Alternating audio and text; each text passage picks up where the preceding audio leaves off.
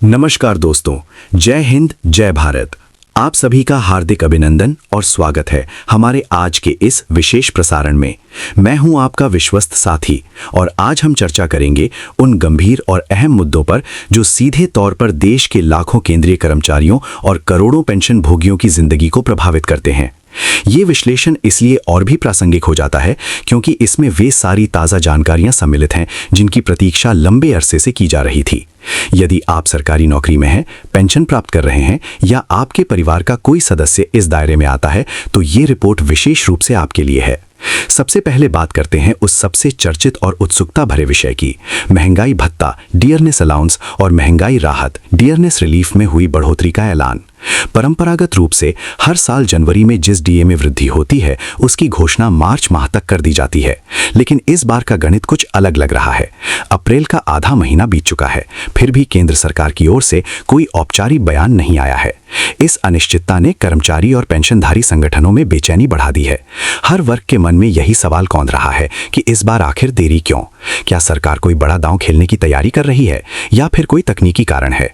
फिलहाल मौजूदा स्थिति में कर्मचारियों और पेंशन भोगियों को 28% की दर से महंगाई भत्ता और राहत मिल रही है, लेकिन सूत्रों की माने तो इस बार कम से कम 2% की वृद्धि होने की पूरी संभावना है, जिससे ये आंकड़ा सीधे 60% के स्तर को छू सकता है। यदि ऐसा होता है तो इसका लाभ सीधा कर्मचारियों और पेंशन भोगियों के खाते में आएगा, उनके वेतन और पेंशन में इजाफा होगा। साथ ही जनवरी से मार्च तक के 3 महीनों का एरियर भी एक मुश्त दिया जा सकता है। अब एरियर कितना होगा ये पूरी तरह आपकी मूल वेतन बेसिक पे पर निर्भर करता है। जितनी अधिक मूल वेतन उतना ही मोटा एरियर। अब हम ध्यान केंद्रित करते हैं 8वें केंद्रीय वेतन आयोग 8th सेंट्रल पे कमीशन की ओर। ये वो निकाय है जो आने वाले वर्षों में कर्मचारियों और पेंशन भोगियों की आर्थिक तस्वीर को पूरी तरह से बदल कर रख सकता है। प्राप्त जानकारी के अनुसार इस बार कुल 66 ठोस प्रस्ताव तैयार किए गए हैं। ये प्रस्ताव विभिन्न कर्मचारी संघों और संयुक्त सलाहकार समिति जेसीएम की बैठकों के बाद अंतिम रूप दिए गए हैं और अब इन्हें आयोग के समक्ष रखा जा चुका है। इन प्रस्तावों में सबसे चर्चित बिंदु है फिटमेंट फैक्टर। इस बार प्रस्तावित फिटमेंट फैक्टर 3.83 रखा गया है, जो मौजूदा फैक्टर की तुलना में कई गुना अधिक है। यदि इसे मंजूरी मिल जाती है तो कर्मचारियों की सैलरी में अभूतपूर्व उछाल देखने को मिलेगा।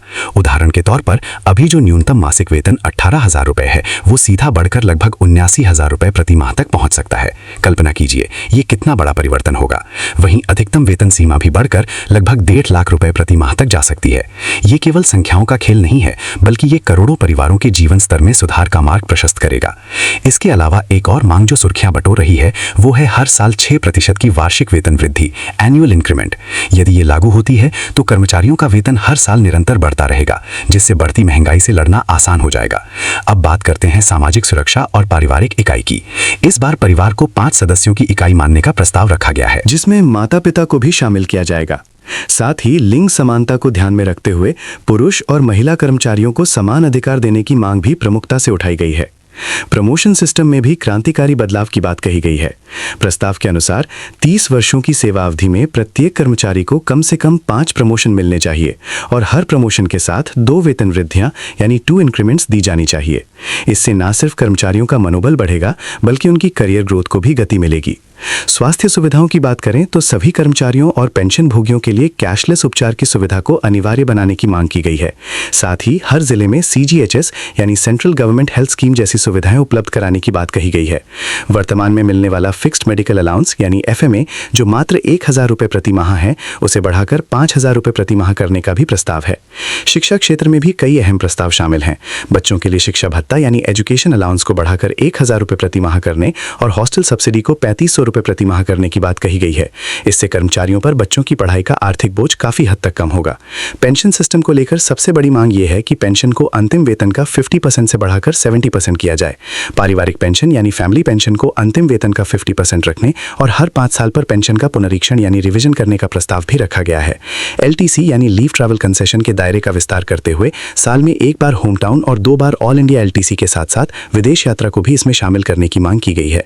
यहाँ तक कि सास ससुर को भी इस सुविधा के दायरे में लाने का सुझाव दिया गया है। अन्य महत्वपूर्ण मांगों में 100% अनुकंपा नियुक्ति, 30 दिन का बोनस, जोखिम भत्ता यानी रिस्क अलाउंस और न्यायिक ड्यूटी भत्ता यानी जुडिशियल ड्यूटी अलाउंस बढ़ाने के प्रस्ताव शामिल है। साथ ही मातृत्व अवकाश यानी मैटर्निटी लीव, पितृत्वावकाश यानी पैटर्निटी लीव, मासिक धर्मावकाश यानी मेंस्ट्रुअल लीव और माता पिता की देखभाल के लिए अवकाश यानी पेरेंटल केयर लीव जैसी आधुनिक और संवेदनशील सुविधाओं को भी शामिल करने की बात कही गई है। वेतन संरचना को सरल और प्रभावी बनाने के लिए कई पे लेवल्स को मर्ज करने का भी प्रस्ताव है। अब बात करते हैं एक अत्यंत महत्वपूर्ण मुद्दे की, पेंशन को टैक्स फ्री करने की। प्रस्ताव में कहा गया है कि जब सांसदों और विधायकों की पेंशन कर मुक्त है तो फिर केंद्रीय पेंशन भोगियों की पेंशन पर कर क्यों लगाया जाए। इसके अलावा अतिरिक्त पेंशन यानी एडिशनल पेंशन की उम्र सीमा को घटाकर 65 वर्ष करने की मांग भी रखी गई है, जिसमें अलग अलग उम्र पर अलग अलग प्रतिशत की वृद्धि का प्रस्ताव है। इससे वृद्ध पेंशन भोगियों को विशेष लाभ मिलेगा। अंत में एक बेहद महत्वपूर्ण तारीख 21 अप्रैल 2026। इस दिन देश भर में पेंशन अदालत का आयोजन किया जाएगा। यदि आपने कभी किसी ऑनलाइन पोर्टल पर पेंशन से जुड़ी शिकायत दर्ज की है और उसका समाधान नहीं हुआ है तो यह आपके लिए स्वर्णिम अवसर है। यहाँ आप सीधे अधिकारियों के समक्ष अपनी समस्या रख सकते हैं। दावा किया जाता है कि 21 दिनों के भीतर समाधान सुनिश्चित किया जाता है और कई लोग पहले ही इसका लाभ उठा चुके हैं। तो दोस्तों, ये थी आज की सभी बड़ी खबरों और प्रस्तावों की समग्र तस्वीर। अब देखना ये होगा कि सरकार और वेतन आयोग इन पर क्या निर्णय लेते हैं और कब इन्हें धरातल पर उतारा जाता है। फिलहाल हम आपको इसी उम्मीद और सतर्कता के साथ विदा करते हैं। जुड़े रहिए हमारे साथ, क्योंकि हम लाते रहेंगे आपके लिए ऐसी ही सटीक, तेज और विश्वसनीय जानकारियां। जय हिंद, जय भारत, धन्यवाद।